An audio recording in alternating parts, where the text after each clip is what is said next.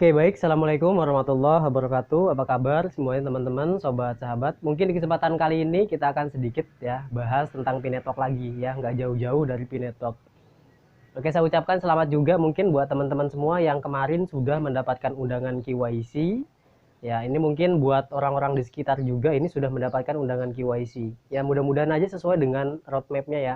Jadi kertas putihnya memang sudah seperti itu. Kalau untuk sekarang ini mudah-mudahan cepat-cepat dibuka untuk KYC masalnya. Tetapi buat teman-teman juga di luaran sana pun banyak banget yang sudah dapat undangan KYC. Di antaranya pun ada yang gagal juga.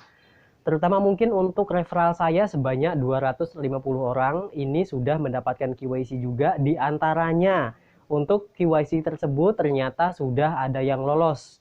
Nah, jadi untuk KYC hari ini berbeda dengan KYC yang sebelum-sebelumnya. Kalau yang sebelum-sebelumnya itu mereka itu KYC dengan menggunakan Yoti, tapi kalau sekarang ini kita KYC dengan menggunakan P-browsernya langsung. Ya, kalau yang dulu-dulu itu mungkin flashback ke setahun ataukah mungkin 2 tahun yang lalu, 2 tahun yang lampau, mereka itu melakukan KYC dengan menggunakan Yoti ataupun mereka itu menggunakan pihak ketiga, teman-teman ya.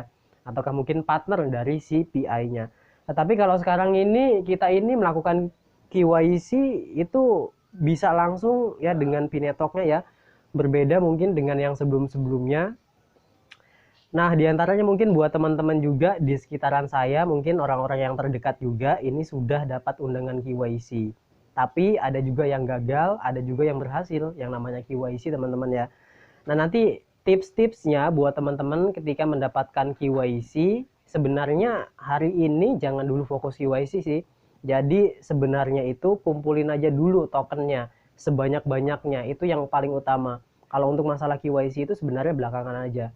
Di sini dijamin ya tidak ada satupun untuk pioner itu ditinggalkan untuk melakukan KYC ya, kecuali akun-akun bot alias akun-akun palsu ya. Satu orang memiliki banyak akun itu nggak boleh teman-teman ya. Nah, inilah fungsi dari KYC sebenarnya untuk menyortir. Dan kemudian buat teman-teman semua, nih ada salah satu tips gimana caranya supaya teman-teman semua bisa sukses ataupun di approve dalam melakukan KYC. Ya, ini cuman kita sebentar ya, nunggu seminggu. Jadi hari ini misalkan ya, seumpama teman-teman itu dapat undangan sekarang dan kemudian teman-teman melakukan KYC-nya sekarang dan ditunggu ya seminggu kemudian biasanya itu langsung approve. Jadi durasi untuk melakukan KYC berbeda dengan durasi-durasi yang sebelumnya. Nah, jadi teman-teman itu bisa langsung keterima untuk melakukan KYC. Ya, jadi sekarang ini lebih simpel daripada yang utama ataupun yang pertama kali dilakukannya KYC. Oke, nah nanti berikutnya juga buat teman-teman semua, yang paling penting ada salah satu tips nih bagi saya ataupun buat teman-teman semua para pioneer. Nanti gini aja nih, kalau misalkan seumpama nih teman-teman mendapatkan undangan KYC, biasanya itu ketika teman-teman itu ingin melakukan penambangan ataukah mungkin pekerjaan rutin setiap hari 24 jam klik tanda petir satu kali, biasanya itu ketika teman-teman klik tanda lightingnya itu biasanya kalau misalkan sudah ada undangan, dia itu muncul form ataupun kotak ya di tengah-tengah P-nya itu. Nah, di situ nanti ada tulisan KYC. Nah, di mana untuk KYC saat ini mungkin sudah disupport bahasa Indonesia ya. Jadi teman-teman semua nggak usah kebingungan. Kalau yang pertama kali itu KYC itu berbahasa Inggris ya. Jadinya kita itu kurang apa ya? Jadi kurang mengerti dengan bahasa Inggris. Mungkin kalau yang mengerti sih nggak ada masalah, no problem. Tapi kalau misalkan yang nggak tahu, mungkin ya sedikit kebingungan ya, kesulitan dalam melakukan KYC. Sementara waktu biasanya itu durasinya ya 20 menitan ya, nggak salah. Kalau kemarin, tapi kalau sekarang nggak tahu teman-teman. Nah, oleh sebab itu buat teman-teman semua, ya langsung aja deh ya, supaya gimana ini keterima KYC-nya gampang banget. Yang pertama, ketika teman-teman semua sudah mendapatkan ya kode undangan KYC, klik tanda petirnya, kemudian mendapatkan lighting ataupun notifikasi untuk melakukan KYC. Siap-siap siapkan dokumennya, di mana dokumen ini ada 3 yang bisa dilakukan KYC. Yang pertama itu paspor, KTP, kemudian SIM. Pilih salah satunya. Nah, itu siap-siap teman-teman ya. Kalau misalkan buram, patah, retak ataupun hilang, ya perbaiki teman-teman ya supaya lebih jelas gitu. Dan kemudian kalau misalkan sudah Teman-teman diusahakan sesuaikan dengan psikon ya, situasi dan kondisi sekitar lingkungan teman-teman. Kira-kira kondisinya gimana nih ya di sekeliling teman-teman semua. Jangan sampai gini loh. Teman-teman itu mendapatkan kode undangan KYC itu malam-malam. Nah, malam-malam itu mungkin pencahayaannya kurang terang. Nah, sehingga teman-teman memaksakan untuk melakukan KYC. Ujung-ujungnya akan ditolak ya atau di reject. Kenapa? Karena untuk pencahayaannya itu kurang terang. Jadi diusahakan ketika mendapatkan KYC, undangan KYC, melakukan KYC itu di ya ruang yang memadai ya, alias mungkin pencahayaannya terang, kemudian juga mungkin untuk handphonenya pun diusahakan ini kameranya bagus gitu kan ya. Tapi kalau misalkan teman-teman itu kameranya kurang jelas, mungkin boleh pinjam dulu HP-nya tetangga, kemudian install masuk ke dalam ya account dari Pi kita gitu ya. Jadi diusahakan untuk handphonenya pun support, untuk handphonenya terang, kemudian juga pencahayaannya cukup. Ya, jadi dijamin itu pasti akan approve teman-teman ya. Oke, nah kemudian kalau misalkan semuanya sudah, itu dipastikan keterima teman-teman ya. Yang penting terang aja deh ya, supaya bisa dibaca teman-teman, jelas gitu. Nah, kemudian ada yang nanya lagi nih tentang masalah nama. Ini lagi-lagi nama nih. Jadi nama di akun dengan nama yang ada di KTP itu berbeda. Katanya gitu, teman-teman. Nah, mungkin kalau misalkan kita flashback kembali ke beberapa bulan yang lalu, ataukah mungkin kembali ke beberapa tahun yang lalu, itu sudah dikasih tahu oleh moderator. Apa katanya? Nah, jadi gini teman-teman ya. Jadi nama akun yang ada di Pi Network, di akunnya, kemudian dengan ada yang di dokumen itu berbeda, itu pasti di reject teman-teman. Kenapa di reject? Ya memang tidak sesuai ya nama di dokumen dengan nama yang ada di akun. Nah, tetapi kemarin ada berita lagi nih ya yang sampai. Apa beritanya, Bang? Nah, jadi beritanya itu katanya nih ya, dengar-dengar. Jadi nama yang di account Pi dengan yang ada di dokumen itu berbeda. Itu tapi masih bisa keterima. Ya, kalau sekarang bisa teman-teman ya, kalau dulu nggak bisa. Nah, tapi buat teman-teman semua, jangan salah juga ya. Jadi yang bisa ke approve itu cuman kesalahan nama-nama kecil. Contohnya namanya itu nama ganda ya, ataukah mungkin namanya nama tunggal. Ya, misalkan dikasih titik belakangnya, misalkan namanya tunggal, Joko. Nah, nanti di depannya itu Joko, di belakangnya kasih titik, nama belakangnya itu nggak jadi masalah ya, itu kesalahan kecil. Kemudian ada juga mungkin kesalahan-kesalahan yang lain. Yang penting itu nggak jauh-jauh namanya, sesuai yang ada di dokumen, kemudian yang ada di Pi. Itu dipastikan ya sukses teman-temannya, ataupun di approve, keterima, ataupun di ACC. Gitu. Itu kesalahan-kesalahan kecil aja yang keterima. Tapi kalau misalkan kesalahan besar seperti pengubahan nama total, misalkan Joko diganti namanya jadi Satria, itu kesalahan besar teman-teman ya, itu tidak akan di approve gitu maksudnya. Nah, oleh sebab itu buat teman-teman semua, fitur ganti nama mungkin sudah lama dibahas. Oke, nah yang paling penting di sini teman-teman, kita ini bukan berbicara halu, bukan berbicara halusinasi, bukan halusinasi tingkat dewa juga. Gini loh, kemarin itu sempat banyak banget yang komplain, banyak banget yang komen. Jadi sebenarnya komplainnya ke siapa sih?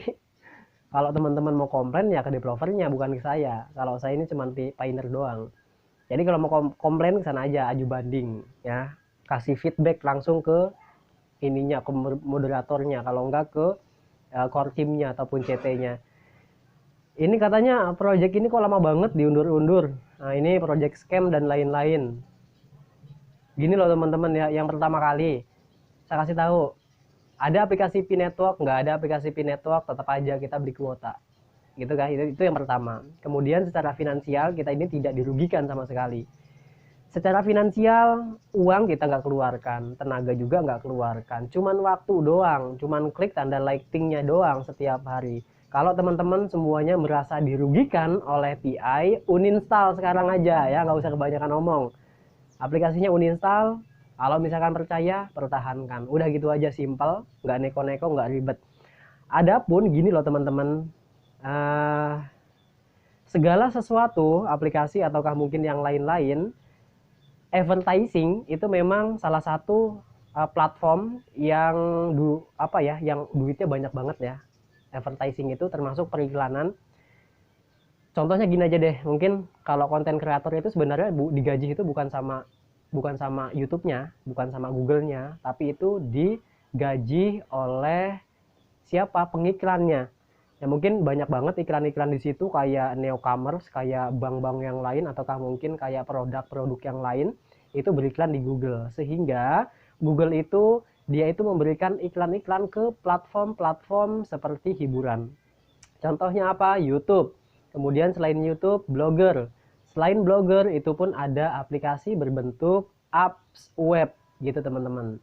Nah, jadi pihak Google itu memberikan akses periklanan dengan menggunakan Google AdSense. Nah, nanti Google AdSense itu dia itu memberikan iklan di platform tersebut. Contohnya gini, ya, P-Network saat ini memang dia berbentuk aplikasi, berbasis aplikasi yang notabene memang gratis kita gunakan, tetapi di situ pun ada iklannya ya, ada iklannya. Ketika memang kita klik tanda lighting, ya kadang-kadang ada iklan, kadang-kadang nggak ada iklannya juga. Ya itulah pemasukan dari developer PI-nya.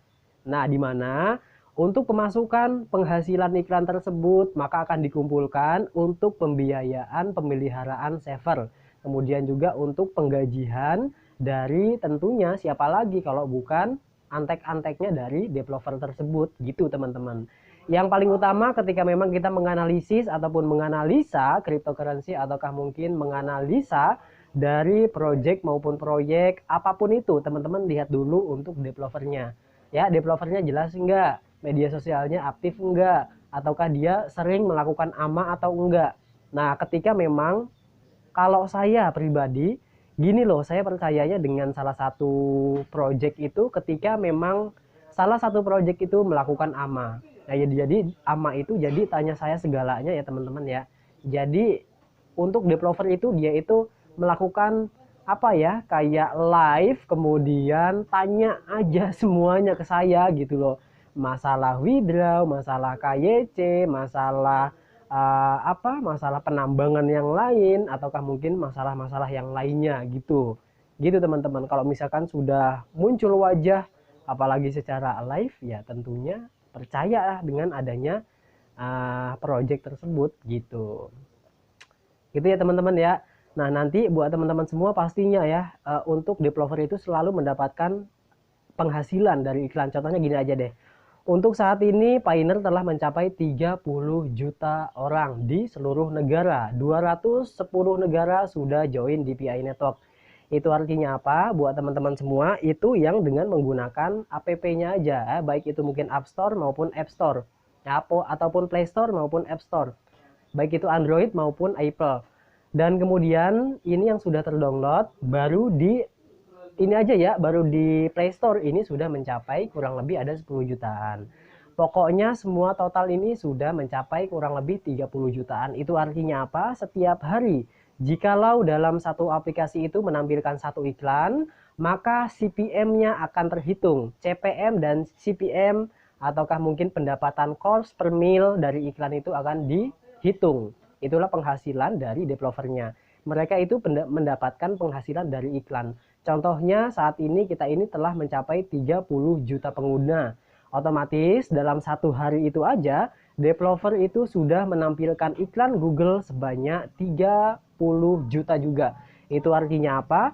Satu hari ya developer sudah mendapatkan iklan Google sebanyak 30 juta views. Itu artinya apa? Pendapatan yang ekstra besar juga teman-teman ya.